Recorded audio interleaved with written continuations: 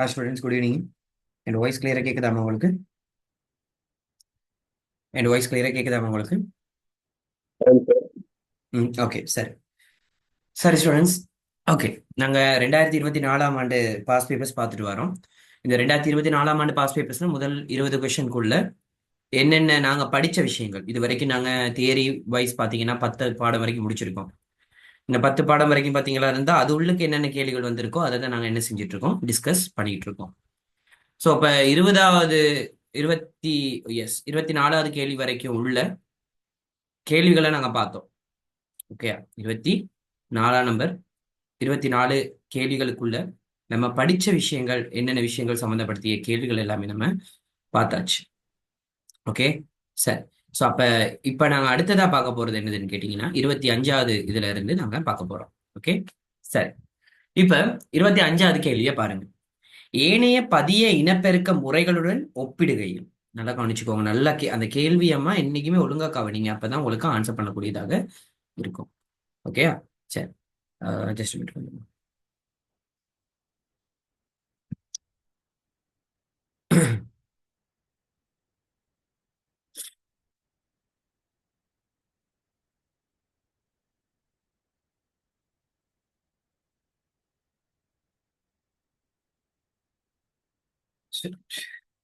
கொஞ்சம் இருங்கம்மா, PDF load ஆகுது.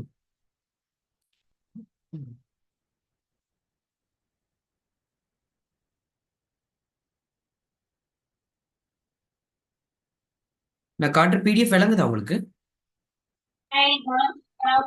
பாஸ் பேப்பர் பிடிஎஃப் விளங்குதா உங்களுக்கு? விளங்குதா? விளங்குதா? Okay okay. எனக்கு லோட் ஆரம்பி காட்டுது. சரி ஓகே ஓகே சரி சரி. கவனிச்சுக்கோங்கம்மா, சரியா? கொஞ்சம் கவனிச்சுக்கோங்க. சரி, இப்ப நாங்க பார்க்க போறது 25வது கேள்வி. நல்லா கவனிச்சுக்கோங்க. ஏனைய பதிய இனப்பெருக்க முறைகளுடன் ஒப்பிடுகையில் பல பயிர்களில் அரும்பொட்டல் மற்றும் கிளையொட்டலில் ஒரு விசேட அனுகூலம் இருக்குன்னு சொல்லி கொடுக்குறாங்க. சரி, நல்லா கவனிச்சுக்கோங்க. இந்த அரும்பொட்டு கிளையொட்டுன்னு எடுத்துக்கிட்டாவே உங்களுக்கு மைண்ட்ல என்ன ஞாபகம் வருதுன்னு ஞாபகம் வச்சுக்கோங்க. ஒட்டுதல் தானே. இப்ப ஏனைய பதிய இனப்பெருக்க முறைகளுடன் ஒப்பிடும் போது பல பயிர்களுக்கு ஏன் நாங்க அரும்பொட்டு கிளையொட்டு நாங்க செய்யறோம்? இதுதான் கேள்வி. ஏனைய பதிய முறை இனப்பெருக்கம்னா உனக்கு தெரியும், தண்டு துண்டங்கள்ல வேர் கொள்ள செய்யறது, தண்டு துண்டங்கள் மூலம். அடுத்தது பதிவைத்தல், அடுத்தது இலைய வளர்ப்பு. இந்த மாதிரி முறைகளுடன் ஒப்பிடுகையில் பல பயிர்கள், மெயினா பல பயிர்கள், ஃப்ரூட் கிராப்ஸ்ன்னு சொல்லி சொல்லுவோம். ஓகே, அந்த பல பயிர்கள்ல அரும்பொட்டல் மற்றும் கிளையோட்டல்ல ஒரு விசேட அனுகூலம் இருக்கு. அது என்ன அப்படின்னு சொல்லி கேட்கிறாங்க. அப்ப நல்லா கவனிக்கணும். என்ன விஷயம் கேட்டீங்கன்னா, நம்ம இந்த அரும்பொட்டு கிளையோட்டு செய்யும் போது பாத்தீங்கன்னா உங்களுக்கு நான் அப்பவே நான் சொல்லி கொடுத்துருக்கேன், ஒட்டுதல்ல சொல்லி கொடுத்துருக்கேன். சரியா? ஒரு தனி தாவரம் எடுத்துக்கிட்டோம். ஓகே, ஒரு தனி தாவரம் எடுத்துக்கிட்டேன்னா அந்த தாவரத்தின் ஒரு கிளையில இருந்தே நாங்க பல்வேறு வகையான காய்களை நாங்க என்ன செய்ய முடியும், பெற்றுக்கொள்ள முடியும். இந்த பல்வேறு வகையான காய்கள் பாத்தீங்களா இருந்துச்சுன்னா பாத்தீங்கன்னா மத்த இதுல, அதாவது இளைய வளர்ப்புலையும் பதிவைத்தல் முறைகள்லையும் அல்லது தண்டு துண்டு முறையிலையும் இந்த முறையை நாங்க மேற்கொள்ள இயலாது. அதனாலதான் பாத்தீங்களா இருந்தா ஏனைய பதிய இனப்பெருக்க முறைகளுடன் ஒப்பிடுகையில் பல பயிர்கள்ல அரும்பொட்டல் மற்றும் கிளையொட்டல்ல ஒரு விசேட அனுகூலம்னு கேட்டா இதுதான். அதாவது ஒரு ஒரு தாவரம், அந்த தாவரத்துல இருந்து நம்ம பல்வேறு காய்கள் அல்லது கனி, அதாவது பழங்கள் எடுத்துக்கொள்ளணுமா இருந்தா ஒரு தாவரத்தின் ஒரு கிளையில இருந்து மட்டுமே நம்ம என்ன செஞ்சு கொள்ளலாம் கேட்டீங்களா இருந்தா பல்வேறு வகையான காய்கள் அல்லது பழங்களை நாங்க பெறக்கூடியதா இருக்கும். இதனாலதான் பல பயிர்கள்ல பாத்தீங்கன்னா அரும்புட்டல் கிளையோட்டல் என்பது பாத்தீங்கன்னா மே முக்கியமா மேற்கொள்ளப்படுது. அப்ப இந்த 5 விடையும் நாங்க பார்ப்போம். ஓகே, இதுல 4வது விட உங்களுக்கு பார்த்தாய் விளங்குது. தனியானதொரு தாவரத்திலிருந்து பல்வேறு வகை காய்களை பெறக்கூடியதாக இருத்தல், இதுதான் ஆன்சரா வரும். ஆனா மத்த ஆன்சரையும் நாங்க பார்ப்போம். முதலாவது, தாவரம் விரைவாக முதிர்ச்சி அடைதல். தாவரம் விரைவாக முதிர்ச்சி அடைதலுக்கு நம்ம அது ஏன் பல பேர்கள்ல அரும்பொட்டில் கிளையொட்டில் செஞ்சா மட்டும்தான் தாவரம் விரைவாக முதிர்ச்சி அடையுமா? அப்படி இல்லை. அப்ப நம்ம அது ஸ்பெசிபிக்கா சொல்லிடலாது. ரெண்டாவது, குட்டையான தாவரங்களை தோற்றுவிக்கக்கூடியதா இருக்கும். உங்களுக்கு யோசிக்கணும், பல பேர் எல்லாமே குட்டையான தாவரங்கள் அல்லையே. பல பயிர்கள்ல எல்லாமே குட்டையான தாவரங்கள் இல்லை. அப்ப நம்ம அதுக்குள்ளேயும் போகல. அடுத்தது, தாய் தாவரத்தை முழுமையாக ஒத்த தாவரங்களை பெறக்கூடியதாக இருத்தல். இது எல்லா இதுக்கும் வரும், ஒட்டுதலுக்கு மட்டும் இல்லையே ஸ்பெஷல். அதே மாதிரிதான் 5வது, பெரும்பாலான நோய்கள் மற்றும் பீடைகளுக்கு எதிர்ப்பு காட்டுதல். நோய்கள் மற்றும் பீடைகளுக்கு எதிர்ப்பை காட்டுதலும் கூட பாத்தீங்களா இருந்தா ஒட்டுதலுக்கு மட்டும் ஸ்பெசிபிக்கா வராது. அது எல்லாத்துக்கும் பொதுவானது. ஆனா அந்த ஒட்டுதல்லையே ஸ்பெசிபிக்கான ஒரு விஷயம் என்னதுன்னா, தனியானது ஒரு தாவரத்திலிருந்து பல்வேறு வகை காய்களையும் பழங்களையும் பெறக்கூடியதாக இருக்கு. இதனாலதான் பல பயிர்கள்ல பாத்தீங்கன்னா அரும்புட்டல் கிளையொட்டல் என்பது செய்யறாங்க. விளங்குதா? பல பயிர்கள்ல கூடுதலாக மேற்கொள்றது அவங்க அரும்புட்டல் கிளையொட்டல் தான் மற்ற முறைகளுடன் ஒப்பிடுகை. அப்ப பல பயிர்கள்ல கூடுதலா அரும்புட்டல் கிளையொட்டல் செய்யறதுக்கான காரணமே ஒரு தனியானது ஒரு தாவரத்தில் இருந்து அதுல ஒரு கிளை மட்டும் எடுத்துக்கிட்டாவே அதுல இருந்தே பல்வேறு வகையான நாங்க என்ன செய்து கொள்ளலாம், காய்கள் பழங்களை பெறக்கூடியதா இருக்கு. இதனாலதான் பாத்தீங்கன்னா பல பயிர்கள்ல அரும்பொட்டல் கிளையொட்டல் செய்யறாங்க. இது நீங்க வாசிச்சு பார்க்கும் போதே உங்களுக்கு ஒரு கிளியரான ஒரு ஐடியா ஒண்ணு எடுத்துக்கொள்ள முடியும். ஒரு விசேட அனுகூலம்னு அவன் கேட்டிருக்கான். மிச்சம் எல்லாமே என்னதுன்னு கேட்டா ஒரு பொதுவானது ஒரு அனுகூலம். விளங்குதா? மிச்சம் எல்லாமே என்னது ஒரு பொதுவானது. இப்ப நோய்கள் மற்றும் பீடைகளா இருக்கட்டும், தாய் தாவரமா இருக்கட்டும், குட்டையான தாவரங்களை தோற்றுவிக்கக்கூடியது, தாவரம் விரைவாக முதிர்ச்சி இதெல்லாம் பொதுவான விஷயங்கள். அதுல விசேடன்னு கேட்கும்போது இந்த 4வது ஆன்சர் பாத்தீங்கன்னா விசேட ஒரு அனுகூலமாக கருதப்படுகின்றது. அப்ப 25வதுக்கு ஆன்சர் பாத்தீங்களா இருந்தா 4வது ஆன்சர். அப்ப திருப்பி சொல்ற ஞாபகம் வச்சுக்கோங்க. ஒரு பாஸ் பேப்பர்ல ஒரு கேள்வியை நீங்க வாசிச்சு பார்க்கும்போது உங்களுக்கே விளங்கும். அவன் அந்த கேள்வியே மெயினா ஒரு குறிப்பிட்ட விட மட்டும் தனியா உங்களுக்கு விளங்கும். அட இந்த விடையா தான் இருக்குன்ற ஒரு விஷயம் விளங்கும். அப்ப நீங்க அதை தெரிவு செய்யலாம். ஏன்னா அதை அழகா வாசிங்க. அவன் ஏனைய பதிய இனப்பெருக்க முறைகளுடன் ஒப்பிடுகைகள்னு தெளிவா சொல்லியிருக்கு. அதுலயும் ஒரு விசேட அனுகூலம்ன்ற ஒரு விஷயம் சொல்லியிருக்கான். அப்ப நீங்க யோசிக்கணும், மத்த 2வதோ 3வதோ 5வதோ 1வதோ இது எல்லாமே பொதுவான அனுகூலம். அது எல்லாத்துக்குமே இருக்கு. நீங்க பொதுவா பதிய முறை இனப்பெருக்க எல்லாத்துக்குமே அது பொதுவா விஷயங்கள் இருக்கு. தாய் தாவரத்தை ஒத்த பண்புகளை பெறுதல், நோய்ப்பீடைகளுக்கு எதிர்ப்புத்தன்மை காட்டுதல், இது எல்லாமே பொதுவா எழுதலாம். ஆனா தனியானது ஒரு தாவரத்திலிருந்து பல்வேறு வகை காய்களை பெறக்கூடியதாக இருத்தல் என்பது பாத்தீங்கன்னா அது அரும்பொட்டல் கிளையொட்டு, அதாவது ஒட்டுதலுக்கு தான் அது பிரதானமா வரக்கூடியது. விளங்குதா? பதிவைத்தலுக்கு பாத்தீங்களா இருந்துச்சுன்னா நம்ம என்ன செய்யலாம்னா தாவர கிளையிலிருந்து பெற்றுக்கொள்ளலாம்.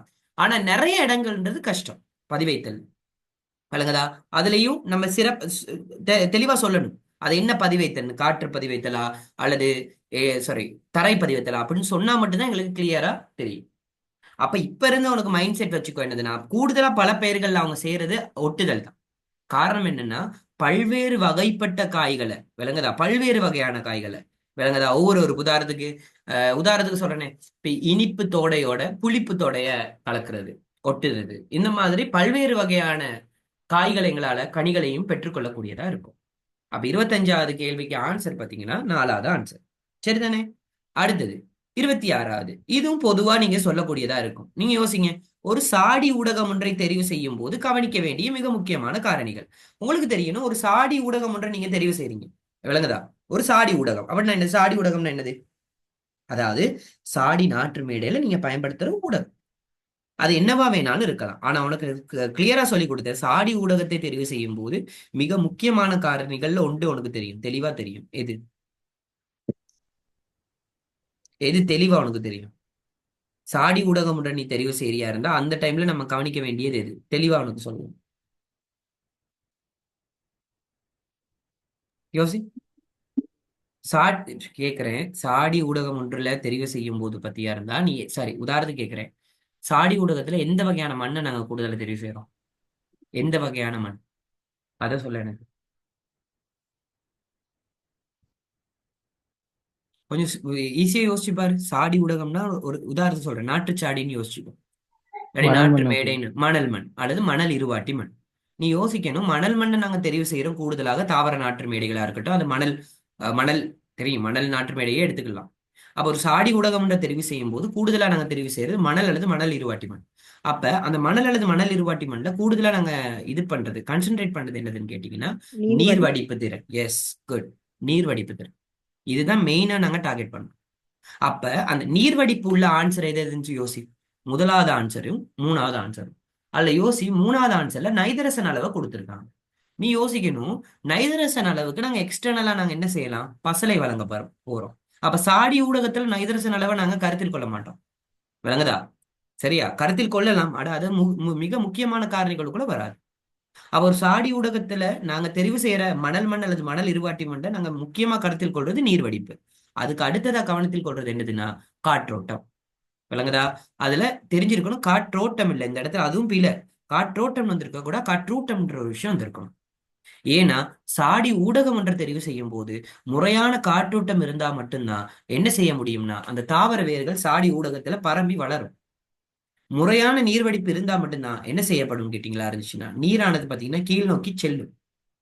அப்ப சாடி ஊடகத்தை தெரிவு செய்யும் போது கவனிக்க வேண்டிய மிக முக்கியமான காரணிகள் எடுத்துக்கிட்டீங்கன்னா காற்றூட்டம்னு வந்திருக்கணும். அது காற்றோட்டம் கொடுத்துட்டாங்க. காற்றூட்டமும் நீர்வடிப்புன்றதுதான் சரியான ஆன்சர். விளங்குதா? அப்ப என்னைக்கு ஞாபகம் வச்சுக்கோ, அது சாடி ஊடகமா இருக்கட்டும், நாற்றுமேடை ஊடகமா இருக்கட்டும், அதுல நாங்க பொதுவா தெரிவு செய்யறது மணல் மண் அல்லது மணல் இருவாட்டி மண். அதுல நாங்க கூடுதலா கான்சென்ட்ரேட் பண்றது நீர்வடிப்பையும் காற்றூட்டத்தையும் தான். விளங்குதா? மணல் மண்ணுல. சரியா? அப்ப நீ கேட்கலாம் சார், அப்ப மணல் மண்ணுல ஒரு சாடி ஊடக மணல் மண்ணுல ஒரு தாவரத்தை நாங்க வளர்க்குற மாதிரி இருந்தா சார் அதுக்கு சேதன பசலை தேவையா சார்? நீ ஒரு கேள்வி என்கிட்ட கேட்கலாம். அந்த சேதன பசலையை தான் நாங்க என்ன செய்யணும், எக்ஸ்டர்னலா போடுறோம். கேட்ட கேள்வியை யோசி. சாடி ஊடகம் ஒன்றை தெரிவு செய்யும் போது சாடி ஊடகத்துல சேதன பொருட்கள் அளவை நாங்க ஏமா தெரிவு செய்யணும்? விளங்குதா? சாடி ஊடகமா தெரிவு செய்ய போறது மணல் அல்லது மணல் இருவாட்டி மண். அதுல சேதன பொருட்களை அளவை நாங்க கன்சென்ட்ரேட் பண்ண தேவையில்லை. விளங்குதா? விளங்குதா? இது நீ வயல் செய்ய போற, பயிற்சிக்கு செய்ய போற அப்படின்னா அதுல நீங்க கான்சென்ட்ரேட் பண்ணலாம். சாடி ஊடகத்துல பத்தியா இருந்தா மெயினா நீர்வடிப்பையும் காற்றூட்டத்தையும் தான் கான்சென்ட்ரேட் பண்ணும். விளங்குதா? அதுல எக்ஸ்ட்ராவா எக்ஸ்ட்ராவா நாங்க என்ன செய்யலாம் கேட்டீங்கன்னா வெளியில இருந்தே நாங்க பசலை வழங்குவோம். அந்த பசலையில என்ன இருக்கும், நைதரசன் அளவு, சேதன பொருட்களின் அளவு, நீரை தேக்கி வைக்கக்கூடிய கொள்ளளவு, இது எல்லாமே அந்த பசலையில தங்கி இருக்கனால சாடி ஊடகத்தை தெரிவு செய்யும் போது காற்றோட்டத்தையும் காற்றூட்டத்தையும் நீர்வடிப்பையும் தான் பிரதானமா நாங்க டார்கெட் பண்ணுவோம். காரணம் என்னன்னா உனக்கே தெரியும், சாடி ஊடகம் ஒன்றை தெரிவு செய்யும் போது பிரதானமாக தெரிவு செய்யற ஊடகம் உனக்கே தெரியும் மணல் அல்லது ஓகே மணல் அல்லது மணல் இருவாட்டி மண். இதுதான் கூடுதலா தெரிவு செய்வோம். ஓகேயா? அது உனக்கே தெரியும். இது 2022ஆம் ஆண்டு பாஸ் பேப்பர்லயே தெளிவா அவன் கேட்டு வந்துருச்சு. அப்ப ஈஸியா இதுக்கு ஆன்சர் நீ எழுதலாம். விளங்குதா? சோ ஃபர்ஸ்ட் புரிஞ்சுக்கோ. ஓகேயா? சரிதானேமா? சரி. அடுத்தது 27வது இதுவும் நம்ம செய்யலாம். ட்ரைகோடினா என்பது ஒரு உனக்கு தெரியும். ட்ரைகோடினா இதுலயே அந்த ட்ரைன்ற வர்றதுலயே உனக்கு ரெண்டு விஷயம் சொல்லி கொடுத்துருக்கேன். ட்ரைகோடெர்மான்னு ஒன்று சொல்லி கொடுத்துருக்கேன். ஓகேயா? ட்ரைகோடெர்மான்னு ஒரு விஷயம் சொல்லி கொடுத்துருக்கேன். அதே மாதிரி ட்ரைகோடினான்னு ஒரு விஷயம் சொல்லி கொடுத்துருக்கேன். உனக்கு தெரிஞ்சிருக்கணும் என்னதுன்னா ட்ரைகோடெர்மான்றது என்னன்னு யோசி நல்லா. ட்ரைகோடெர்மான்றது எங்க? பீடை நாசி. எஸ், உயிரியற் பீடை நாசினி அல்ல. உயிரியற் பீடை நாசினிக்கு பயன்படுத்தப்படுகின்ற ஒரு வகையான ஒரு வகையான ஒரு நுண்ணங்கி. வகையான நுண்ணங்கி. நுண்ணங்கில என்ன வகை அது? ஒரு வகையான ட்ரைகோடெர்மான்றது ஒரு வகையான ஃபங்கஸ். ஃபங்கஸ். இந்த டெர்மான்னு முடிஞ்சாவேமா ஒரு வகையான ஃபங்கஸ் தான் அது. விளங்குதா? விளங்க டெர்மான்னு முடியும் போதே அது ஒரு வகையான ஃபங்கை தான் குறிக்கும். விளங்குதா? ட்ரைகோடினா. ஓகே, ட்ரைகோடினான்றது கூடுதலா நான் எங்க சொல்லி கொடுத்துருக்கேன்னு கேட்டீங்கன்னா உங்களுக்கு நன்னீர் மீன் வளர்ப்பு தெரியுமா? அந்த நன்னீர் மீன் வளர்ப்புல ரெண்டு வகையான நோய்கள் வருது தெரியுமா? தொற்று நோய், தொற்றா நோய்னு சொல்லி. அதுல தொற்று நோயில பாத்தீங்களா இருந்துச்சுன்னா நான் உங்களுக்கு இது சொல்லி கொடுத்துருக்கேன். அதுலயும் என்ன வகையான தொற்று அப்படின்னு கேட்டீங்களா இருந்தா ஒட்டுண்ணி. ஓகே, என்னது? ஒரு ஒட்டுண்ணி. ஒரு ஒட்டுண்ணி. அப்ப இந்த குறிப்பிட்ட கேள்வியை பாருங்க. இந்த 5 கேள்வியும் பாருங்க. தாவர வளர்ச்சியை மேம்படுத்தும் ஃபங்கஸ்ன்னு சொல்லி கொடுத்துருக்கு. தாவர வளர்ச்சியை மேம்படுத்தும் ஃபங்கஸ்னா அது ட்ரைகோடினா இல்ல. ஃபர்ஸ்ட் ட்ரைகோடினான்றது ஒரு வகையான ஃபங்கஸா? ஃபர்ஸ்ட் அதை யோசி. ட்ரைகோடினான்றது ஒரு வகையான ஃபங்கஸா? அதை மட்டும் எனக்கு சொல்லு. எனக்கு ட்ரைகோடினா எனப்படுவது ஒரு வகையான ஃபங்கஸா இல்லையா? அவ்வளவுதான் இந்த கேள்வி. இல்ல, ட்ரைகோடினான்றது ஒரு வகையான என்னதுன்னு கேட்டீங்கன்னா ஒட்டுண்ணி. ஓகே, அது ஒரு ஒட்டுண்ணி. ஓகே, பாராசிட்ஸ் சொல்லி சொல்லுவோம். ஒட்டுண்ணி. அப்ப அப்ப பங்கஸ்ன்னு வார விஷயத்தை நம்ம என்ன செய்யலாம்? தவிர்க்கணும். ஓகே, இங்க பாரு. ஏ, இங்க பாக்டீரியான்னு வந்திருக்கு. பாக்டீரியாவும் உனக்கு தெரியும் பாக்டீரியா இல்லைன்னு சொல்லி. அப்ப இந்த ட்ரைகோடினா ஒரு வகையான ஒட்டுண்ணினால இந்த 3வது 4வது பார்ப்போம். அதுல அவன் தெளிவா சொல்றான் பாரு. மீன்களின் ஒட்டுண்ணியாக செயற்படும் ஒரு புரோட்டோசாவாகும்னு சொல்லி கொடுத்திருக்க. ஒரு புரோட்டோசோவா. ஓகேயா? மீன்களின் ஒட்டுண்ணியாக செயற்படக்கூடிய ஒரு புரோட்டோசோவா. உனக்கு சொல்லு, ட்ரைகோடினான்றது என்ன வகையான ஒட்டுண்ணி சொல்லி கொடுத்திருக்கேன்? தனிக்கல ஒட்டுண்ணியா, பல்கல் ஒட்டுண்ணியா? தனிக்கலொட்டுண்ணி. எஸ். எப்படி கண்டுபிடிக்குது? தனின்னு நீ எழுதும் போது தங்கிலீஷ்ல எப்படி எழுதுவ? தனிய TH எழுதுவ. அப்ப டீன்னு வந்துச்சுன்னா அது என்னது? தனிக்கல ஒட்டுண்ணி. இதே மாதிரி இன்னொரு வகையான தனிக்கல ஒட்டுண்ணி சொல்லியிருக்கேன். டீல ஸ்டார்ட் பண்றது. எனிவன்? யாராவது? அது ஒரு பேப்பர்லயும் வந்திருக்கு. எனிவன்? யாராவது? Very good. டெட்ரா ஐமனா. ஓகேயா? டெட்ரா ஐம்னரா. ஓகே, இது ஒரு வகையான தனிக்கல ஒட்டுண்ணி. எது? நன்னீர் மீன்களை தாக்கக்கூடிய ஒரு ஒட்டுண்ணி. அப்ப மீன்களின் ஒட்டுண்ணியாக செயற்படும் புரோட்டோசோவா என்பதுதான் இதுக்கு சரியான ஆன்சராக வரும். விளங்குதா? அப்ப இந்த இடத்துல இருந்து உனக்கு என்ன விளங்குது? அவங்க உனக்கு தரும்போதே என்ன செய்யறாங்க அப்படின்னு கேட்டியா இருந்தா நீ உண்ட சிலபஸ்ல காணப்படுற ஒரு சின்ன விஷயம் ஞாபகம் வச்சுக்கோ. ஒரு சிலபஸ்ல காணப்படுற ஒரு சின்ன வேர்டு விளங்குதா? அவன் டியூட்ல உள்ள ஒரு சின்ன வேர்டு, அந்த வேர்டை வச்சு கேட்கறாங்க கேள்வி. அப்ப நீ அந்த இடத்துல தெளிவா இருந்திருக்கணும். ட்ரைகோடினான என்ன, ட்ரைகோடெர்மான்றது என்னதுன்னு தெளிவா இருந்து கொள்ளணும். ஓகேயா? சரி. அப்ப இதை ஞாபகத்துல வச்சுக்கோ. ஓகே, சரி. அப்ப இப்ப நான் கேட்கிறேன், அந்த தாவர வளர்ச்சியை மேம்படுத்தும் ஃபங்கஸ்ல ஒண்ணு சொல்லி கொடுத்திருக்கேன், ஞாபகம் இருக்கா உனக்கு? மண் பாடத்துல சொல்லி கொடுத்திருக்கேன், ஞாபகம் இருக்கா உனக்கு? தாவர வளர்ச்சியை மேம்படுத்தும் ஃபங்கஸா இருக்கட்டும், அல்லது மண்ணில் தோன்றும் நோய்களை தடுக்கும் ஃபங்கஸா இருக்கலாம். ஞாபகம் பேச்சுலர் இருக்கா? டூரிங். பேசிலஸ் துரினியன்சிஸ் ஒரு வகையான பாக்டீரியா. பிடி என்பது ஒரு வகையான பாக்டீரியா. அது எதுக்கு வரும்? மண்ணின் போசனை கிடைக்கும் தன்மையை மேம்படுத்தும் பாக்டீரியா தான் என்னதுன்னு கேட்டீங்கன்னா பிடி பாக்டீரியா. நல்லா யோசி. தாவர வளர்ச்சியை மேம்படுத்தும் ஃபங்கஸாகவும் மண்ணில் தோன்றும் நோய்களை தடுக்கும் ஃபங்கஸாகவும் காணப்படுது. இது ரெண்டுக்குமே ஒரு ஒரு வகையான ஃபங்கஸை நாங்க சொல்லலாம். எந்த ஃபங்கஸ்? நல்லா யோசி. மண்பாடத்தில் சொல்லி கொடுத்துருக்கேன். மைக்ரோஐசேன் ஒன்று சொல்லி கொடுத்துருக்கேன், ஞாபகம் இருக்கா? மைக்ரோஐசேன் ஒன்று முக்கியத்துவங்களை சொல்லி கொடுத்துருக்கேன், ஞாபகம் இருக்கா உனக்கு? ஞாபகம் இருக்கா? மைக்ரோஐசேன் ஒரு வேர்பூஞ்சின வகை ஃபங்கஸ்ன்னு சொல்லி சொல்லி கொடுத்துருக்கேன், ஞாபகம் இருக்கா? ஓகே. இந்த மைக்ரோரைஸ்ன்றது பாத்தீங்களா, அது எங்களுக்கு நன்மை பயக்கக்கூடிய ஒரு ஃபங்கஸாகவும் தொழிற்படுகின்றது. ஓகே. சோ இந்த மாதிரி விஷயங்கள் இருக்கு. அப்ப நீங்க என்ன செய்யணும், நான் படிக்கும்போது கிளியரா படி. ஒரு வேர்ட் வந்துச்சுன்னா அந்த வேர்டை வச்சு யோசிச்சு பாரு, அதை என்ன விஷயம் சொல்ல வராங்கன்றதை யோசிச்சு பாரு. புரியுதா உனக்கு கிளியரா? அப்ப உனக்கு கேள்விகள் எப்படி எடுக்கிறாங்கன்றது விளங்குது தானே உனக்கு தெளிவா? ஓகே. அடுத்தது 28வது கேள்விக்கு போகும். 28வது கேள்வியை நல்லா பாரு. கோழி வளர்ப்பு தொடர்பான சரியான கூற்றுன்னு சொல்லி கொடுத்துருக்கு. ஓகேயா? இது நல்ல வாசி. ஓகே, நல்லா கவனிச்சுக்கோ. இது நல்ல வாசி. வாசிச்சாவே இதுக்கு ஆன்சர் நீயே சொல்லக்கூடியதா இருக்கு. ஒண்ணு, மூடிய மனைகளில் முன்னர் தீர்மானிக்கப்பட்ட இடைவெளிகளில் உணவு ஊட்டும் தொடர்கள் இயங்கும் அப்படின்னு சொல்லி கொடுத்திருக்கு. நல்லா கவனிச்சுக்கோ. ஒரு கோழி வளர்ப்பு தொடர்பான சரியான கூற்றை கேட்டிருக்காங்க. சரியா? முதலாவது, மூடிய மனைகளில் முன்னர் தீர்மானிக்கப்பட்ட இடைவெளிகளில் உணவு ஊட்டும் தொடர்கள் என்பது இயங்கும்னு சொல்லி கொடுத்திருக்காங்க. சரியா? சரி. ரெண்டாவது, மூடிய மனைகளில் கோழிகளில் குஞ்சுவதி காலத்தின் போது நீர் வழங்கிகள் பயன்படுத்தப்படும்னு கொடுத்திருக்காங்க. மூணாவது, முட்டை அடைப்பொறி ஒன்றில் குஞ்சு பொரிக்கும் அறையின் ஈரப்பதன் செட்டர் அறையின் ஈரப்பதனை விட அதிகமாக இருக்கும்னு சொல்லி கொடுத்திருக்காங்க. நாலாவது, பிராய்லர் பறவைகளின் மனைகளில் உணவு பயன்பாட்டு வினைத்திறனை அதிகரிப்பதற்காக இரவில் இருளான நிலைமை பேணப்படும் சொல்லி கொடுத்திருக்காங்க. அஞ்சாவது, அடை பொறியொன்றில் செட்டர் அறையின் வெப்பநிலை குஞ்சு பொரிக்கும் அறையின் வெப்பநிலையை விட குறைவாகும்னு கொடுத்திருக்காங்க. சரி, இப்ப நல்லா கவனிச்சுக்கோ. சரி, இப்ப நல்லா இதை தெளிவா புரிஞ்சா மட்டும்தான் இதுக்கு நீ ஆன்சர் பண்ணலாம். இந்த கேள்வி உண்மையா சொல்றேன், இது பொதுவான கேள்வி. இது நோட்ஸ்ல பத்தியா இருந்துச்சுன்னா நீ படிச்சிருக்க மாட்ட. இது ஒரு பொதுவான கேள்வி. எப்படின்னா, ஒரு கோழி வளர்ப்பு தொகுதியில என்ன நடக்குது, இது தொடர்பான சரியான கூற்றை தான் அவங்க கேட்டிருக்காங்க. சரி, இப்ப இந்த 5 ஆன்சரையும் நீ வாசிப்போம். சரியா? நாங்க ஃபர்ஸ்ட் அவனுக்கு சொல்லித்தரேன், கவனி. மூடிய மனைகளில் முன்னர் தீர்மானிக்கப்பட்ட இடைவெளிகளில் உணவு ஊட்டு தொடர்கள் இயங்கும் அப்படின்னு கொடுத்திருக்கு. ஃபீடர் லைன்ஸ் சொல்லுவாங்க. என்னைக்கு ஞாபகம் வச்சுக்கோ, மூடிய மனைகள்ல முன்னர் தீர்மானிக்கப்பட்ட இடைவெளிகளில் உணவு ஊட்டும் தொடர்கள் இயங்கும் என்பது பிழையான விஷயம். என்ன அப்படின்னு கேட்டீங்கன்னா, மூடிய மனைன்றது நீ நல்லா யோசிச்சு பாரு. மூடிய மனைன்றது என்னது? மூடிய மனைன்றது பத்தியா இருந்துச்சுன்னா செறிவு முறையில வளர்க்கப்படுறது. கோழிகளை செறிவான முறையில வளர்க்கப்படுகின்றது. அந்த டைம்ல பாத்தீங்கன்னா உணவு ஊட்டும் தொடர்கள்ன்றது ஃபீடர் லைன்ஸ் சொல்லுவாங்க. ஃபீடர் லைன்ஸ் என்ன அர்த்தம்? அவங்களுக்கு, யாருக்கு? கோழிகளுக்கு உணவு வழங்குறது. ஓகேயா? கோழிகளுக்கு உணவு வழங்குறது தான் ஃபீடர் லைன்ஸ் சொல்லி சொல்லுவாங்க. இந்த உணவு வழங்குறது பாத்தீங்கன்னா ஒரு முன்னர் தீர்மானிக்கப்பட்ட இடைவெளிகளில் பேணப்படும் என்றது பிழை. மூடிய மனைகள்ல அவ்வாறு பேணப்படாது. மூடிய மனைகள்ல பாத்தீங்கன்னா ஒரு குறிப்பிட்ட ஒரு கோழி எடுத்துக்கிட்டீங்கன்னா அந்த கோழிகளுக்கு பாத்தீங்கன்னா ஒரு குறிப்பிட்ட கோழிகள் அந்த செட்டுக்கு பாத்தீங்கன்னா தனியா ஒரு இது இருக்கும், ஃபீடர்ஸ் இருக்கும். அந்த ஃபீடர்ஸ் பாத்தீங்களா இருந்தா ஒவ்வொரு லைன்லையும் பாத்தீங்களா இருந்தா முறையான முறையில என்ன செஞ்சிருப்பாங்க, அடுக்கி வச்சிருப்பாங்க. இது மூடிய மனைகளில் முன்னர் தீர்மானிக்கப்பட்ட இடைவெளிகளில் உணவூட்டும் தொடர்கள் இயங்கும் என்பது பிழை. விளங்குதா?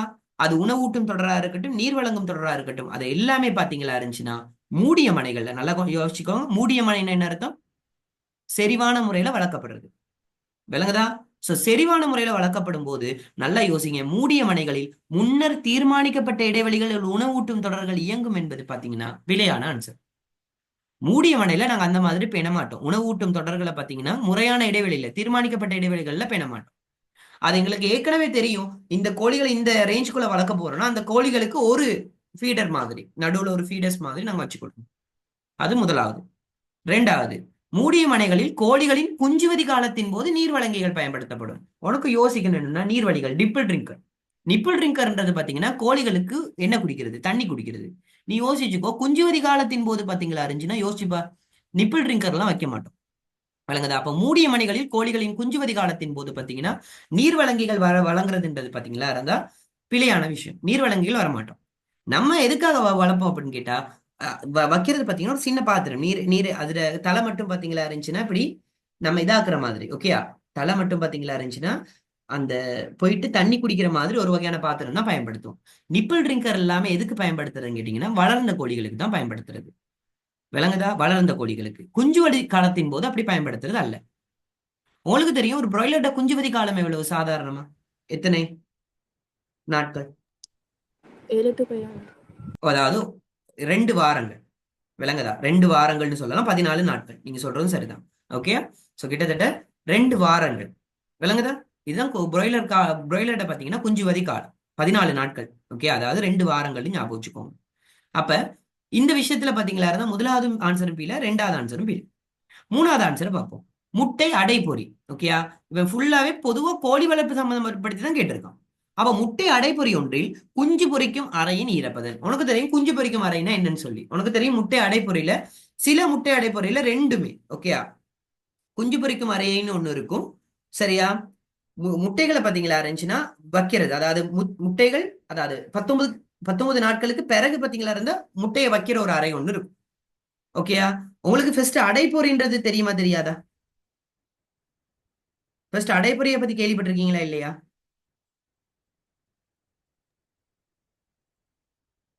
தெரியும். ஓகே, அடைப்பொறியில என்னென்ன வகை இருக்கு?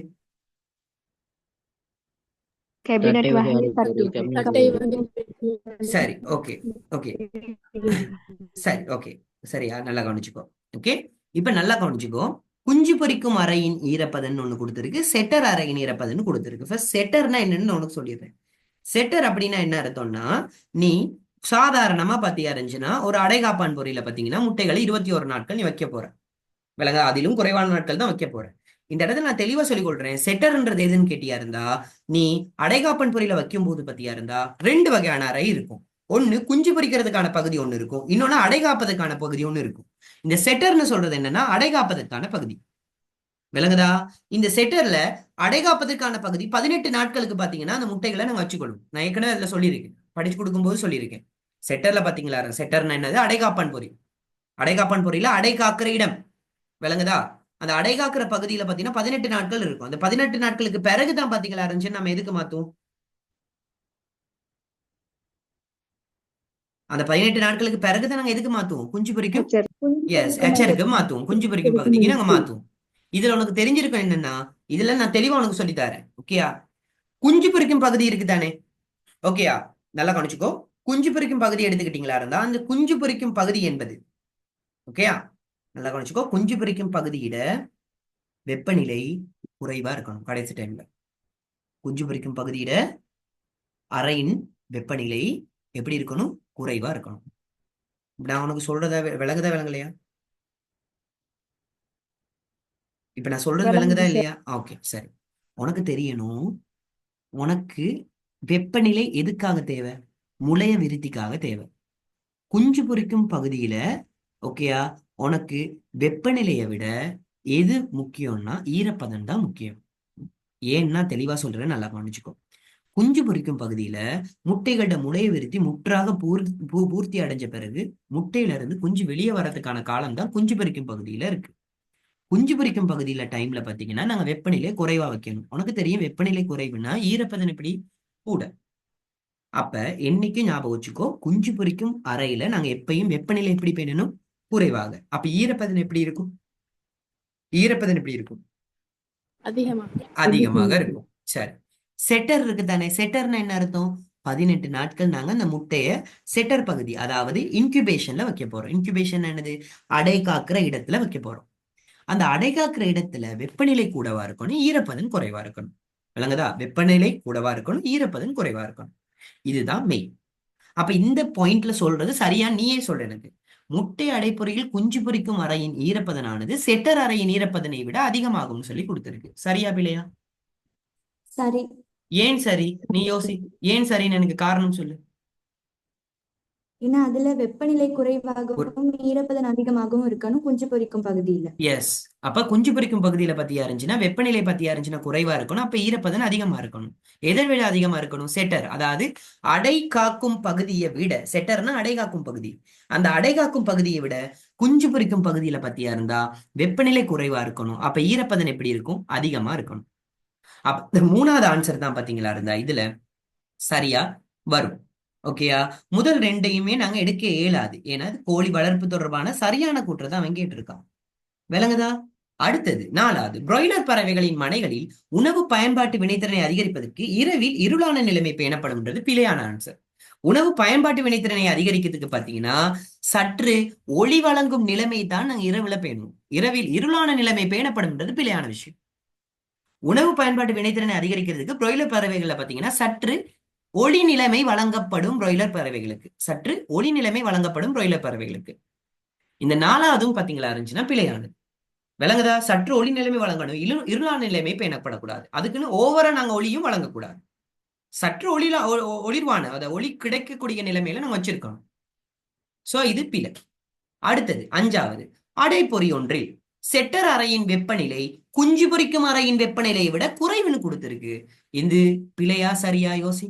செட்டர் அறையின் வெப்பநிலை குஞ்சு பொரிக்கும் அறையின் வெப்பநிலையை விட குறைவுன்னு கொடுத்திருக்கு. நீ யோசிக்கணும், இல்ல. செட்டர் அறையின் வெப்பநிலை குஞ்சு பொரிக்கும் அறையின் வெப்பநிலையை விட எப்படி இருக்கணும்? அதிகமா இருக்கணும். விளங்குதா? Yes yes. அதாவது குஞ்சு பொரிக்கும் அறையின் வெப்பநிலை தான் செட்டர் அறையின் வெப்பநிலையை விட குறைவா இருக்கணும். இது மாத்தி தான் வந்திருக்கணும். இவன் மாத்தி கொடுத்துட்டானுங்க. அடைப்பொறி ஒன்றின் செட்டர் அறையின் வெப்பநிலை குஞ்சு பொரிக்கும் அறையின் வெப்பநிலையை விட குறைவுன்றது பிழை. செட்டர் அறையின் வெப்பநிலை குஞ்சு பொரிக்கும் அறையின் வெப்பநிலையை விட அதிகமாக இருக்கணும். அதே சந்தர்ப்பத்துல செட்டர் அறையின் ஈரப்பதன் எப்படி இருக்கணும் கேட்டீங்களா இருந்துச்சுன்னா எப்படி இருக்கணும்? யோசிங்க. செட்டர் அறை, செட்டர் நம்ம இன்குபேஷன், அதுல ஈரப்பதன் குறைவா இருக்கணும், வெப்பநிலை அதிகமா இருக்கணும். சோ அதை புரிஞ்சு வச்சுக்கோங்க. ஓகேயா? ஈஸியா சொல்லித்தரேன்மா. ஓகேயா? ஒரு முட்டையில முளை விருத்தி நடக்கணும்னாமா அதுக்கு வெப்பநிலை ரொம்ப முக்கியம். சாரீரப்பதனை விட வெப்பநிலை ரொம்ப முக்கியம். சாரீரப்பதன் முக்கியம் தான், நான் இல்லைன்னு சொல்லல. அதை விட வெப்பநிலை ரொம்ப முக்கியம்.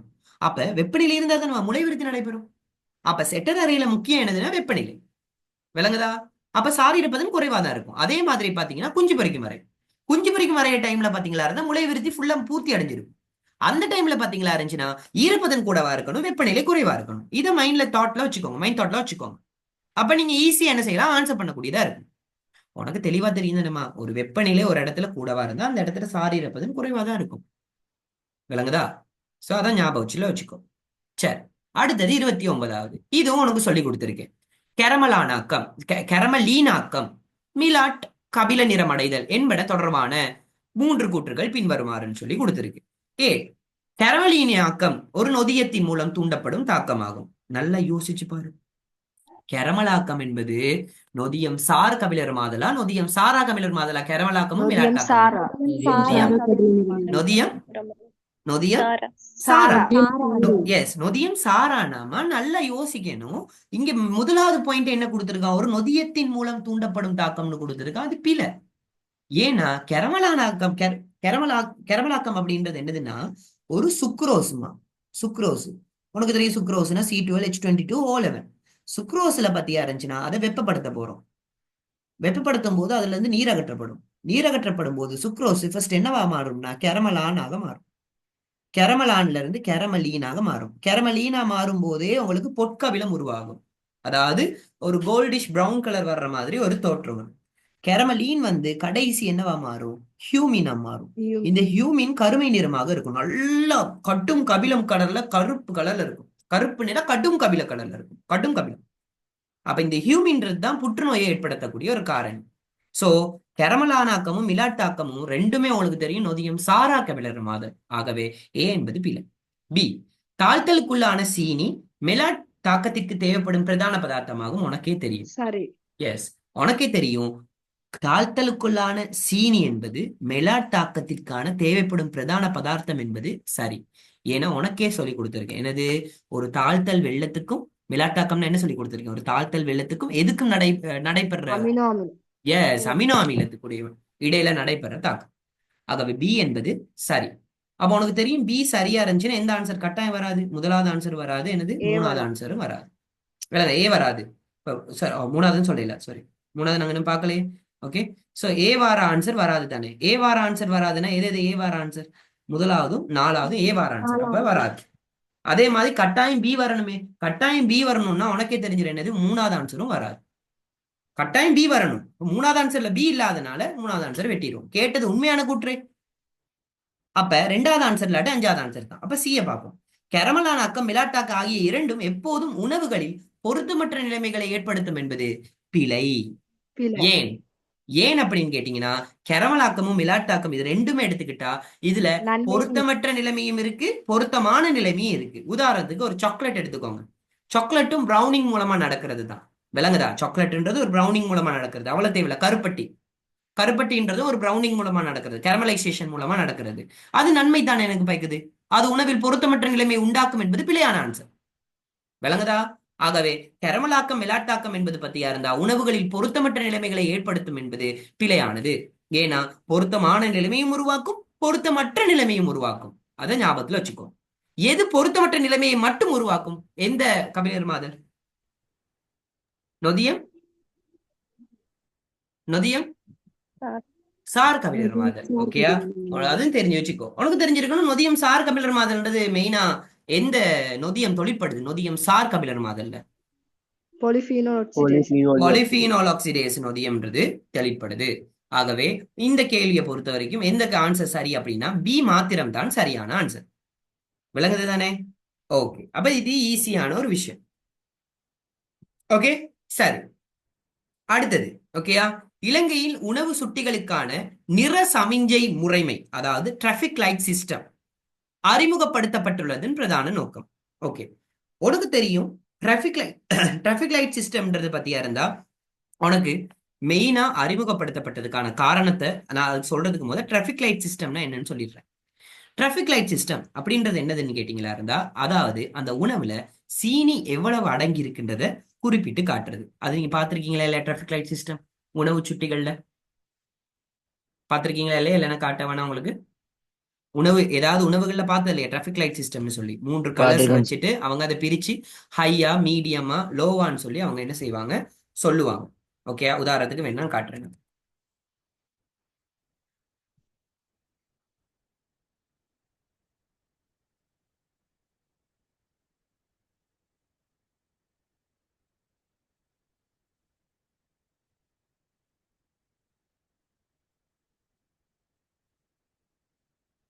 ஓகே, ஸோ இதை பார்த்தா உங்களுக்கு தெரியும், இதுதான் டிராபிக் லைட் சிஸ்டம். ஓகேயா?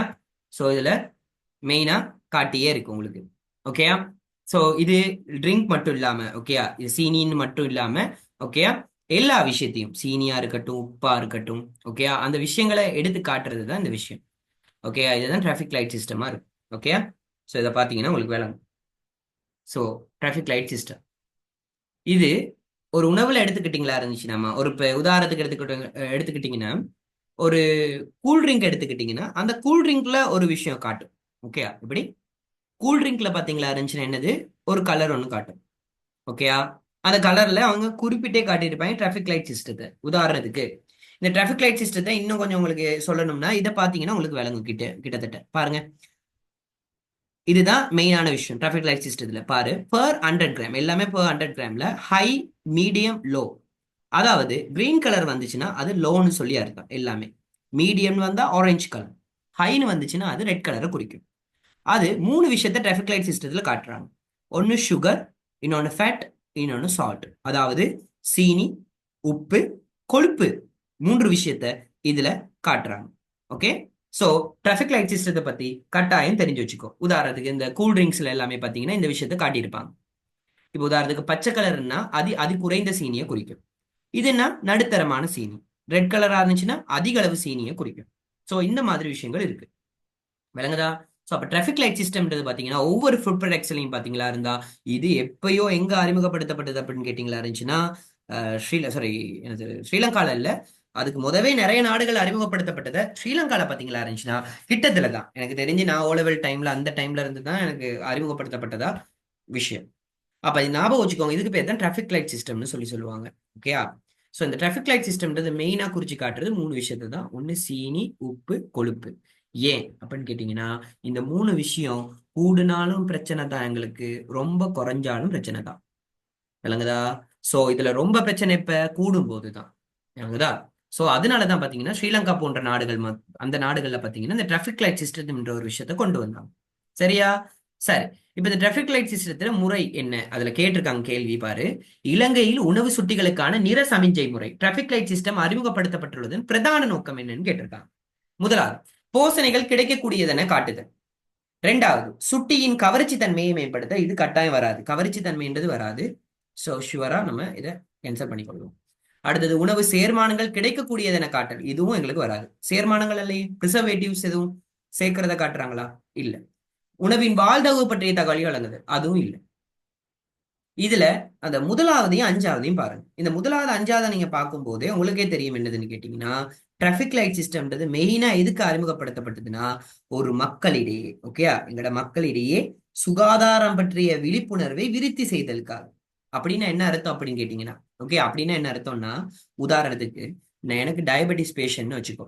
உதாரணத்துக்கு சொல்றேன், நல்லா கவனிச்சுக்கோ. நான் ஒரு டயபெட்டிக் பேஷண்ட்னு சும்மா வச்சுக்கோ. இப்ப எனக்கு ஒரு கூல் ட்ரிங்க் குடிக்க ஆசையா இருக்கு. நான் அதி உயர் சீனி கொண்ட கூல் ட்ரிங்க் குடிக்க இயலாது.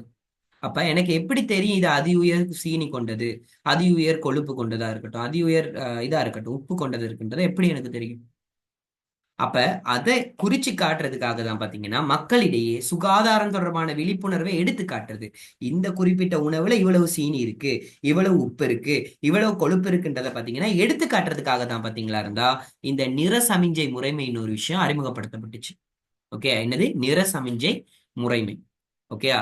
இது எல்லாத்துலயுமே இருக்கும். ஓகேயா? நீ ஸ்ரீலங்காவை பொறுத்த வரைக்கும் எந்த ஃபுட் ப்ராடக்ட் எது எடுத்தாலும் இது இருக்கும். அது கூல்ட்ரிங்கா இருக்கட்டும், சாக்லேட்டா இருக்கட்டும், எதுவா இருந்தாலும் இது இருக்கும். விளங்குதா? சோ இந்த நிற சமிஞ்சை முறை உண்மையாவே அறிமுகப்படுத்தப்பட்டது எதுக்காகனா, மக்களிடையே சுகாதாரம் பற்றிய விழிப்புணர்வை விருத்தி செய்வதற்காக தான். ஏன்னா மக்களுக்கு உதாரணத்துக்கு வெவ்வேறு வகையான நோய்கள் இருக்கும். ஒரு ஆளுக்கு கொலஸ்ட்ரால் கூடவா இருக்கும், ஒரு ஆளுக்கு டயபெட்டிஸ் இருக்கும், ஒரு ஆளுக்கு பாத்தீங்களா இருந்தா ப்ரெஷர் இருக்கும். ப்ரெஷர் உள்ளவங்க அந்த உப்பு போன்ற சாப்பாடுகள் எல்லாத்தையும் குறைச்சு கொள்ளணும். சோ அந்த மாதிரி விஷயங்கள் இருக்கு. ஹை ப்ரெஷர், லோ ப்ரெஷர், அந்த மாதிரி விஷயங்கள் இருக்கு. அப்ப மக்களிடையே விழிப்புணர்வை ஏற்படுத்துறதுக்காக தான் இந்த டிராஃபிக் லைட் சிஸ்டம்ன்ற ஒரு விஷயத்தை அறிமுகப்படுத்தினாங்க. ஓகே, அப்ப இது தெளிவா ஞாபகத்துல வச்சுக்கோ. அப்ப 30வது ஆன்சர் எத்தையாவதுன்னா 5வது ஆன்சர். ஓகே, அதுதான் சரியான ஆன்சர். ஓகே, மிகச்சரியான. ஏன்னா பிரதான நோக்கத்தை தானே கேட்டிருக்காங்க. சார் மத்தது வராதா அப்படின்னு கேட்டா, போசனைகள் கிடைக்கக்கூடியதுன்னு காட்டுதல் இதுவும் வரும் தான், இல்லைன்னு நான் சொல்ல மாட்டேன். பட் பிரதான நோக்கமாக நாங்க எடுக்கக்கூடியது மக்களிடையே சுகாதாரம் பற்றிய விழிப்புணர்வை விருத்தி செய்தல். ஞாபகம் வச்சுக்கோங்க.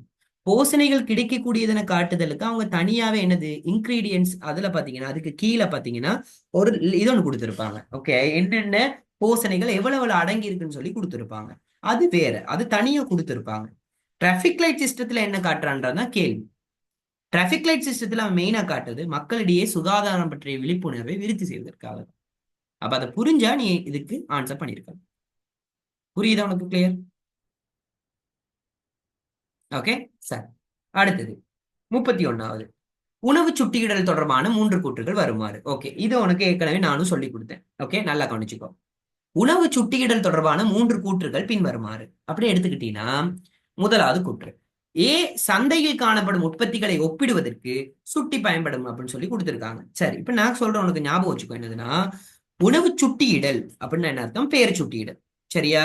சரி, இப்ப இந்த சுட்டியல் பெயர் சுட்டியிடல் எடுத்துக்கிட்டா அதுல சந்தையில காணப்படுற உற்பத்திகளை ஒப்பிடுவதற்கு சுட்டி பயன்படுத்தப்படும்ன்றது சரியா பிள்ளையான்னு கேட்டா சரி. ஏன்னா பெயர் சுட்டியிடல்ல முக்கியத்துவத்திலேயே நான் என்ன உனக்கு சொல்லி கொடுத்திருக்கேன், ஒரு பொருளோட இன்னொரு பொருளை நீ என்ன செய்ய முடியும்? ஒப்பிட்டு பார்க்க முடியும். உதாரணத்துக்கு நீ பிஸ்கட் எடுக்கிற, அதுல மஞ்சு பிஸ்கட் எடுத்துக்கொள்ற, மெலிபன் பிஸ்கட் எடுத்துக்கொள்ற. 2 பிஸ்கட் எடுத்து 2 பிஸ்கட்ல பாத்தீங்கன்னா இதுல எவ்வளவு கொழுப்பு இருக்கு, இதுல எவ்வளவு கொழுப்பு இருக்கு, இதுல எவ்வளவு சீனி செய்திருக்காங்க, இதுல எவ்வளவு சீனி செய்திருக்காங்க. இந்த விஷயங்கள்லாம் எதுல குறிப்பிடப்பட்டிருக்கும்? இதுல விலை எவ்வளவு, இதுல விலை எவ்வளவு, இதுல எஸ்எல்எஸ் இருக்கா, இதுல எஸ்எல்எஸ் இல்லையா, இது எல்லாமே எதுல குறிப்பிடப்பட்டிருக்கும்? சுட்டி, பேர் சுட்டியில. அப்ப சந்தையில காணப்படுற உற்பத்திகளை ஒப்பிடுவதற்கு சுட்டி என்பது பயன்படுத்தப்படும். அப்ப ஏ என்பது சரியான ஆன்சர். ஏ வரக்கூடிய ஆன்சர் எது எது அப்படின்னு கேட்டீங்களா இருந்தா முதலாவதுலயும் 4வதுலயும் தான் ஏ வருது. அப்ப இந்த இடத்துலயே உனக்கு ஷுவரா தெரிஞ்சிடும். என்ன தெரிஞ்சிடும் சொல்லி பார்ப்போம். ஏ ஷுவரா சரின்னா உனக்கு இதுல என்ன தெரிஞ்சிடும்? ஏ வராத ஆன்சர்ஸ் எல்லாம் பிள்ளை தானே. ஓகே, 2வது 5வது 3வது வராது. இப்ப இந்த இடத்துல இன்னொன்னு விளங்கிடும் உனக்கு. என்னது சொல்லு பாப்போம். ஏ சரி, இந்த இடத்துல ஆன்சர்ஸ் போட்டிருக்காங்க தானேம்மா, நல்லா யோசி. ஏ சரினா ஏ வராதுன்னு சரி, ஏ வரும்னு அர்த்தம். அப்ப 2 5 3 சரியா. இந்த விடைகள்ல பாத்தீங்கன்னா ஏ இல்ல, அதனால நாங்க 2 5 3ன்ற விடையை நாங்க இக்னோர் பண்ணிடலாம், அதாவது இதாக்கிடலாம். இப்ப எங்களுக்கு முதலாவது 4வது ஆன்சர் தான் வரப்போகுது. இதை வச்சுக்கிட்டு இன்னொரு விஷயத்தையும் நாங்க தீர்மானிக்கலாம். என்ன தேவை, என்ன விஷயம் சொல்லு. 4வது ஆன்சர் வராது.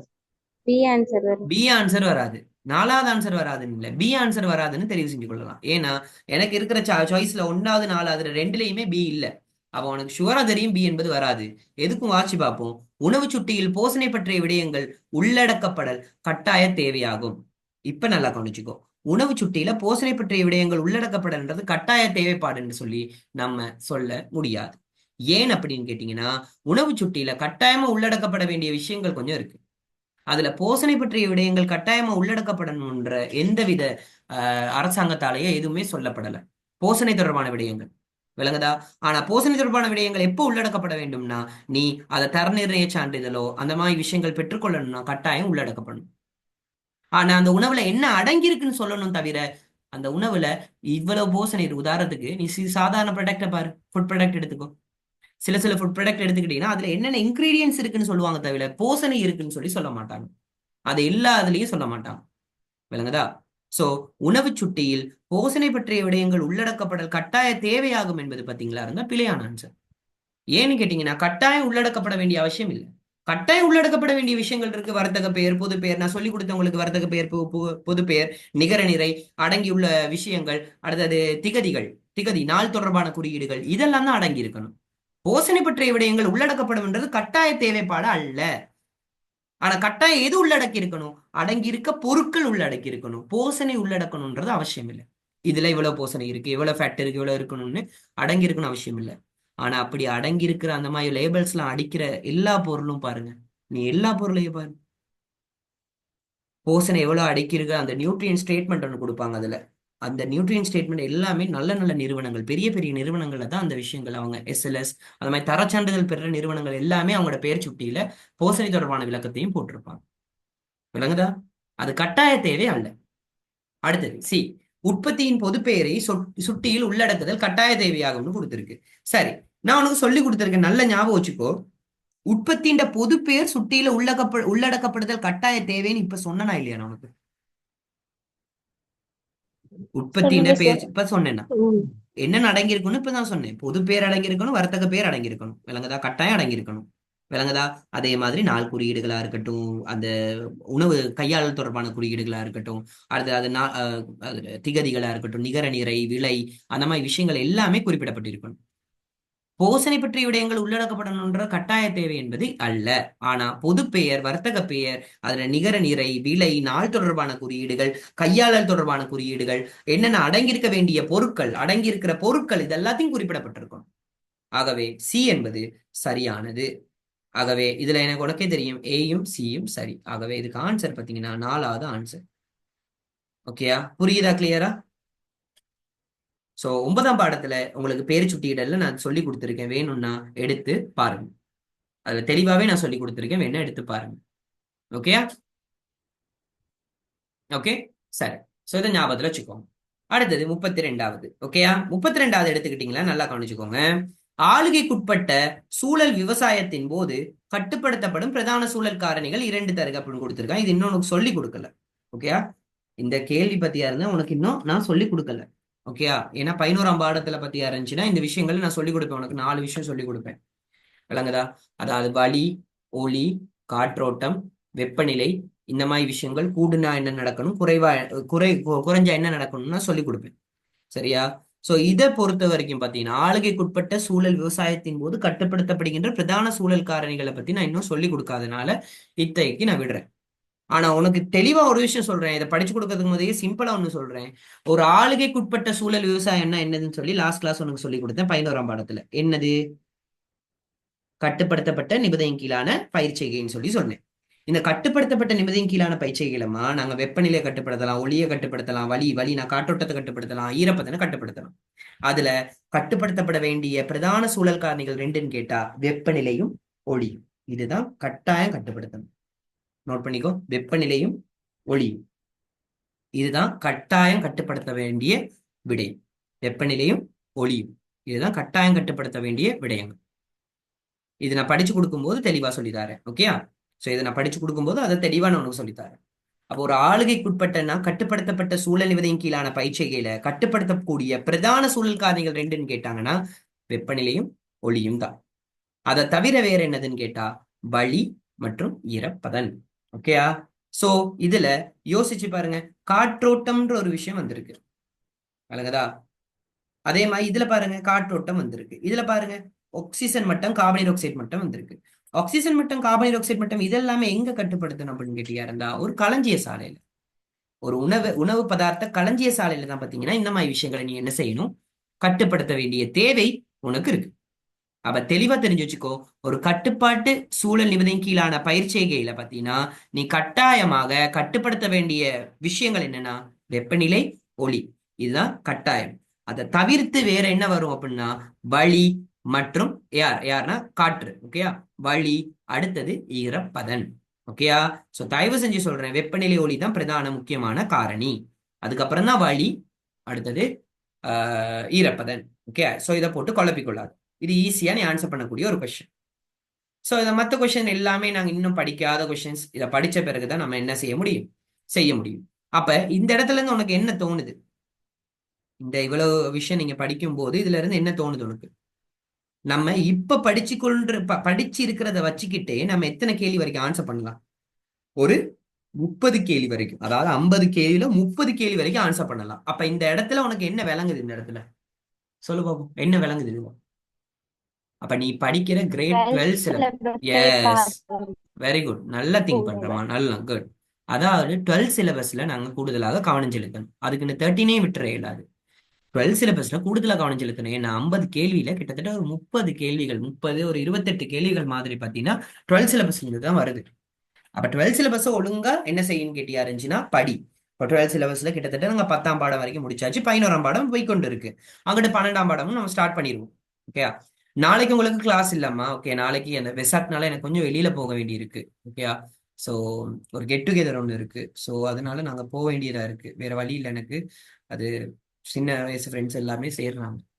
ஸோ அதனால நெக்ஸ்ட் வீக்ல இருந்து நான் சில பிசிக்கல் கிளாஸஸ் மட்டும் சிலது ஆரம்பிப்பேன். ஸோ இன்னும் அந்த மெடிக்கல் கண்டிஷன்ல தான் இருக்கிறது. ஓகே, வழின்றது இருக்குதான் செய்யுது. பட் நான் இப்போ தான் கொஞ்சம் கொஞ்சமா வெளியிலையும் போயிட்டு வாரேங்க. ஓகே, ஸோ நாளைக்கு கிளாஸ் இல்லைம்மா உங்களுக்கு. ஓகே, நாளைக்கு கிளாஸ் இல்லை. ஸோ அடுத்த கிளாஸ் எப்பன்னு நான் உங்களுக்கு இன்ஃபார்ம் பண்றேன். ஓகே, சரி. ஓகே, ஸோ ஸ்டூடெண்ட்ஸ், ஓகே, விளங்குதா அப்ப? கிளியரா?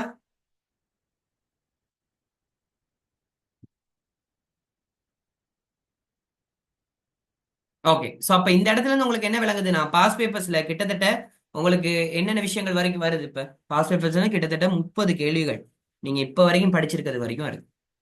அப்ப நல்ல பிள்ளைங்களா என்ன செய்யுங்க, பாஸ் பேப்பர்ஸ் எடுத்து ஒவ்வொன்றா செஞ்சு பாருங்க. டைம் ஒன்று ஒதுக்குங்க படிக்கிறதுக்கு. தயவு செஞ்சு மார்னிங் டைம்ல எல்லாம் எலும்பி படிங்க. 3 மணி 4 மணிக்கு எலும்பி படிங்க, பிரச்சனையே இல்லை. நல்லா தூங்குங்க. நைட்ல குறைவா சாப்பிட்டுட்டு டைமுக்கு தூங்கி பழகுங்க. அதுதான் ரொம்ப ரொம்ப முக்கியம். A லெவல் ஸ்டூடெண்ட்ஸுக்கு, படிக்கிற ஸ்டூடெண்ட்ஸுக்கு அதுதான் ரொம்ப ரொம்ப முக்கியம். நீங்க டைமுக்கு சாப்பிட்டு டைமுக்கு தூங்கு. 7 மணி 8 மணிக்குள்ள சாப்பிட்டுரு. முடிஞ்ச அளவுக்கு 7 மணி 8 மணிக்குள்ள நீங்க கிளாஸை பார்த்துக்கிட்டே சாப்பிடு. நீ பாக்குறது கேட்கறது தானே இந்த ஆன்லைன் கிளாஸை பொறுத்த வரைக்கும். விளங்குதா? சாப்பிட்டுக்கிட்டே வேணாலும் பாரு, பிரச்சனையே இல்லை. விளங்குதா? எனக்கு அதை நான் அதை பார்க்க போறதும் இல்லை. நான் கேட்க வேண்டிய, நான் சொல்ற விஷயம் என்னதுன்னு கேட்டியா இருந்தா, நீ செய்ய வேண்டியது முதலாவது, ஓகேயா, டைம் ஒன்று ஒதுக்கி படி. விளங்குதா? இப்ப ஸ்கூல்ல பாடம் நடந்தா போ, கட்டாயம் போ. விளங்குதா? நான் போக வேணாம்னு சொல்ல மாட்டேன். ஸ்கூல்ல போய் நீ சும்மா தான் இருக்க போறேன்னு நினைச்சினா ஸ்கூலுக்கு போகாது. நான் ஓப்பனா சொல்றது, ரெக்கார்டிங்லேயே சொல்றேன். சும்மா தான் இருக்க போறேன்னா போகாது. ஆனா கிளாஸ் நடக்குது, பாடம் நடக்குது, தெளிவா நடக்குது, இந்த விஷயங்கள்லாம் செய்யறாங்கன்னா கட்டாயம் போ. அதை இதாக்காது. பிரைவேட் கேண்டிடேட்ஸ்க்கு நான் சொல்றது, உனக்கு நல்லா டைம் இருக்கு, மார்னிங் டைம்ல எல்லாத்தையும் எடுத்து படி. அது SFTயா இருக்கட்டும், ICT, அக்ரி, சம்திங் எதுவா இருக்கட்டும். பிஎஸ்டிக்கு எனக்கு என்னைய பொறுத்த வரைக்கும் பிஎஸ்டிக்கு டைமும் இருக்கு. அடுத்து இன்னொரு விஷயம் உனக்கு தெளிவா சொல்லிக் கொள்றேன். என்ன விஷயம்னா, மத்த பாடத்தை பத்தி நான் கணக்கெடுக்க மாட்டேன். எனக்கு மத்த பாடம் தேவையும் இல்லை. விளங்குதா? எனக்கு ஏன் பாடத்துல ரிசல்ட்ஸ் எடுத்து கொடுத்துரு. நான் அதுல சுயநலமா தான் நான் இருப்பேன். நான் இப்பயும் சொல்றேன், நான் சுயநலக்காரன் தான். எனக்கு மத்த பாடத்துல ரிசல்ட்ஸ் எனக்கு தேவையில்லை. என் பாடத்தை நீ பாஸ் பண்ணி கொடுத்துரு, அதே மாதிரி நல்ல ரிசல்ட்ஸ் எடுத்து கொடுத்துட்டா போதும். அப்படித்தான் நான் நினைப்பேன். அதுக்கு அப்புறம் தான் நான் யோசிப்பேன் என்னது, நீ என் பாடத்துல நல்ல ரிசல்ட்ஸ் எடுத்த பிறகுதான் நான் யோசிப்பேன் மத்த பாடத்தை நீ எடுத்திருக்கணும்னு யோசிப்பேன். தவிர எனக்கு ஏன் பாடம்ன்றது ரொம்ப ரொம்ப முக்கியம். ஏன்னா நான் தான் அதுக்கு முழு பொறுப்பும். உங்களோட வீட்டாங்களுக்கு பொறுப்பு சொல்லக்கூடியது நான் தான். விளங்குதா? இத்தனை பிள்ளைங்க இவ்வளவு வருஷம் சார் உங்ககிட்ட வந்திருக்குங்க சார், அந்த ரிசல்ட் வரலன்னா யாரு பொறுப்பு? நான் தான் பொறுப்பு. நான் தான் உனக்கு படிச்சு கொடுத்தேன். நான் தான் சிலபஸ் முடிக்க வேண்டிய எந்த கடமை, அதை நான் முடிக்கிறேன். அது ஒண்ணும் இல்ல. பேப்பர் கிளாஸ் செய்ய வேண்டியது என் கடமை, நான் அதை முடிக்கிறேன். எந்த கடமை அதை நான் செய்வேன். அதை என்ன செஞ்சாலும் பரவாயில்ல, எனக்கு என்ன மெடிக்கல் இஷ்யூ வந்தாலும் செய்வேன் பரவாயில்ல, நான் ஆன்லைன்ல சரி போட்டு உனக்கு முடிப்பேன் ஃபுல்லாவே. அது பிசிக்கல் ஆக்களுக்கும் சொல்லிக் கொடுறேன். ஆனா நான் உனக்கு தெளிவா சொல்றேன் என்ன விஷயம்னா, படிக்க வேண்டியது உன் கடமை. நான் கிளாஸ் போட்டு நீ வரலன்னா அது உன் கொழுப்பு. அதுக்கு நான் ஒண்ணும் செய்ய வழியில்ல. விளங்குதா? நீ இப்ப புரியாத உனக்கு, நீ ரிப்பீட் எடுக்கிற ஸ்டூடெண்ட்ஸ் கிட்ட கேட்டு பார்த்தா புரிஞ்சிருக்கும் அவங்க என்ன நிலைமையில இருப்பாங்க. அவங்களுக்கு ரிசல்ட்ஸ் வந்த பிறகுதான் அவங்க யோசிக்கிறாங்க என்னதுன்னு கேட்டியா இருந்தா, ஐயோயோ படிக்கணும், இதை செய்யணும், அதை செய்யணும்னு அவங்க யோசிக்கிறாங்க. விளங்குதா? சோ தயவு செஞ்சு உனக்கு நான் சொல்றது என்னன்னா, நீயும் அந்த நிலைமைக்கு வராது. தயவு செஞ்சு சொல்றேன். உனக்கு 5 மாசம் இன்னும் நல்ல டைம் இருக்கு. இந்த மாசம் இன்னும் முடியவே இல்லை, இப்பதான் 11ஆம் தேதி. அப்ப இந்த மாசத்தையும் சேர்த்து இருக்கிற நாட்கள்ல எடுத்துக்கோ, 20 நாள் எடுத்துக்கோ, அங்கிட்ட 5 மாசம் இருக்குன்னு வச்சுக்கோ. அப்ப கிட்டத்தட்ட ஒரு 6 மாசம் இருக்கு படிக்கிறதுக்கு. இந்த 6 மாசத்துக்குள்ள என்ன செய்யணும்னு மட்டும் யோசி. இப்பக்குள்ள நீ செய்ய வேண்டியது, எக்ஸ்ட்ரா படிக்காத பாடத்தெல்லாம் நான் படிக்க சொல்லல உனக்கு. நான் உனக்கு என்ன சொல்றேன்னா, இது வரைக்கும் படிச்ச பாடங்களை ரிவைஸ் பண்ணு. அதுல உள்ள பேப்பர் எடு, எஃப்டபிள்யூசி பேப்பர்ல ஆன்சர்ஸ் எழுது, எஃப்டபிள்யூசி பேப்பர் செய், மாடல் பேப்பர் செய், அதே மாதிரி பாஸ் பேப்பர்ஸ் செய். அப்பதான் உனக்கு என்ன செய்யும் கேட்டீங்கன்னா உனக்கு ஒரு ஐடியா வரும். புரியுதா? ஃபர்ஸ்ட் பாஸ் பேப்பர்ஸ் கம்ப்ளீட் பண்ணேன், மாடல் பேப்பர்ஸ் அதுக்கப்புறம் பார்த்துக்கொள்ளுவோம். நான் பேப்பர் கிளாஸ்ல மாடல் பேப்பர்ஸ் நான் பார்த்துக்கொள்றேன். அதே மாதிரி எஃப்டபிள்யூசி உள்ள முக்கியமான கொஸ்டின்ஸ் எல்லாத்தையும் நான் பார்த்துக்கொள்றேன். அது பிரச்சனை இல்லை. எனக்கு தேவை பாஸ் பேப்பர்ஸ் ஒழுங்கா எடுத்து பாரு. அதுல எம்சிக்யூ ஸ்ட்ரக்சர் எஸ்ஏ எடுத்து முழுமையா செய். இருக்கிற 5 மாசத்தையும் பத்தி இருந்துச்சுன்னா 5 மாசம் உண்ட மைண்ட்ல ஒண்ணு மட்டும் தான் தோணணும், இந்த 5 மாசமும் நான் படிக்க போறது தான் எந்த ஏ லெவல் ரிசல்ட்ஸை தீர்மானிக்கும். அந்த ரிசல்ட்ஸ் தான் எந்த யூனிவர்சிட்டி என்ட்ரன்ஸை தீர்மானிக்கும். அதை ஞாபகத்துல வச்சுக்கோ. சோ அதை ஞாபகத்துல வச்சுக்கோ. எஃப்டபிள்யூசி பேப்பர்ஸ் பாத்தீங்களா இருந்துச்சா, நீங்க நெட்லயே டவுன்லோட் பண்ணலாம். FWC.lk அடிச்சுட்டு அதுல டெக்னாலஜி ஸ்ட்ரீமுக்கு போயிட்டு biotechnology paper, science for technology, ICT papers எல்லாத்தையும் நீங்க டவுன்லோட் பண்ணிக்கொள்ளலாம். அந்த இதுல FWC.lk அடிச்சீங்கன்னா அதுலயே எல்லாமே இருக்கு. சோ அதுல நீங்க டவுன்லோட் பண்ணிக்கொள்ளலாம், ப்ராப்ளமே இல்லை. ஓகே, நெட்ல இருக்கு. அதுல உள்ள முக்கியமான கேள்விகளை மட்டும் நான் தனியா ஒரு PDF ஆக்கி வேணா நான் அனுப்பி விடுறேன். அதுக்கு MCQவா இருக்கட்டும், ஸ்ட்ரக்சரா இருக்கும், அந்த விஷயங்களை நான் செஞ்சு விடுறேன். எந்த வேலையை நான் தெளிவா நான் செய்வேன். ஒன்னும் யோசிக்காத உன் ரிசல்ட்ஸ்ல நான் அதிக அளவு பங்கு கொள்ளுவேன். உண்மையாவே சொல்றேன். சோ எனக்கு தேவை நீ படிக்கிறது மட்டும்தான். தூங்கு, 6 மணி நேரம் தூக்கம் போதுமானது. பகல் நேரம் நீ உனக்கு தூங்கணும்னு விருப்பப்பட்ட ஒரு 1 ஹவர் 2 ஹவர் தூங்கி எழுவுனா நல்லா ஃப்ரெஷ்ஷா இருக்கும். நைட்ல நல்லா படிக்கலாம். இல்ல நான் நைட்ல தூங்க போறேன்னா பகல் இருந்து படி. விளங்குதா? சோ தயவு செஞ்சு சொல்றேன் என்னன்னா, இனி நடக்கிற ஒவ்வொரு நாளும் ஒண்ணு மட்டும் ஞாபகம் வச்சுக்கோ. நீ வீணாக ஃபேஸ்புக்கையோ இன்ஸ்டாகிராமையோ டிக்டாக்கையோ நீ கிண்டுகிட்டு இருந்தீங்கன்னா, அந்த நேரம் பத்தியா இருந்துச்சுன்னா ஒரு குறிப்பிட்ட அளவு நேரம் மட்டும் வச்சுக்கோ. அதுக்கு மேல கிண்டாத. அவ்வளவுதான் உனக்கு சொல்ல முடியும். Okay. Okay. So thank you so much. Bye.